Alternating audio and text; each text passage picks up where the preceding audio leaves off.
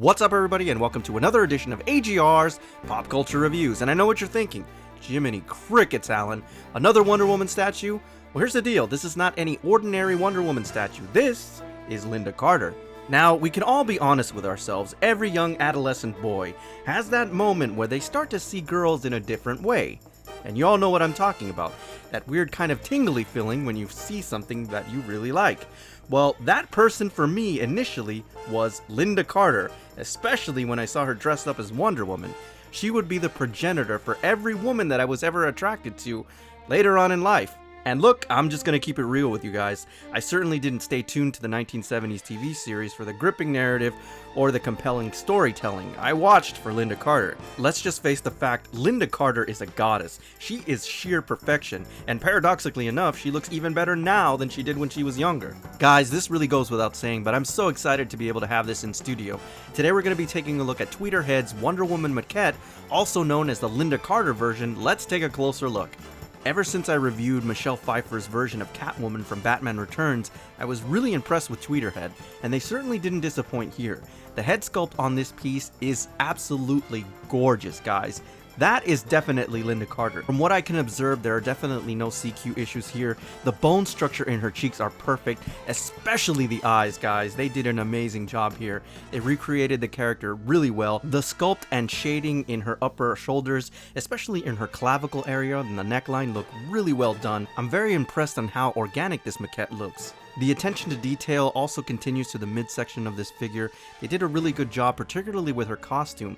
I love the color palette here, particularly with the red that they used. It looks great offset against the gold. The bustier, the sculpt looks really good. And the sculpt in this instance is really important. Not only is it incredibly detailed in terms of all the creases and whatnot, but if you remember from the show, Lynda Carter had a very petite waistline, and they recreated it perfectly here. It looks absolutely amazing. There's also the subtle details in the sculpt for the lasso, especially in the individual stars. Now, one of the aspects that make Lynda Carter's version of Wonder Woman so unique is that she wasn't overtly muscular. She was very feminine, and really it was a celebration of the female form. Here they did an excellent job recreating that, especially in the legs. Now, if you'll notice, they're not overly muscular. They are very human-like, and in that sense, it makes it very organic. The shading is done excellent here. No QC problems. This is just a really great job, guys, and true to what the character was from the show. I think for me, the true wonder of Wonder Woman was how the hell she was able to run in those high heels in the show. But they did an excellent job recreating that. There's a lot of detail here. I especially love the detail in the folds. The color palette looks great. And of course, you have those iconic stripes that go throughout the entire boot, which looks really awesome, guys. The stance is also very impressive as well. She's kind of running forward, as oftentimes we would see her doing in the show. This is really well done, and it looks excellent offset against the rest of the color of the skin and the legs. Now, I'm just going to put this out there. Shame on you if you don't find a way to reflect the reverse side of this statue, because it is incredible, and you're really missing out if you don't. Especially the hair sculpt. It looks fantastic here. It's flowing in the wind. There's a lot of detail in the individual hair strands, especially the sculpt in her back. I mean, it looks fantastic. Just take a look at those shoulder blades. They are amazing. And of course, again, we're emphasizing the fact that Lynda Carter had a very petite waistline, and the reverse side of this really emphasizes that, and it looks great, guys. Please mirror this. It is begging for it. Now, if all of that didn't impress you, if you weren't already sold on how wonderful this statue is, this is probably one of the best aspects of it.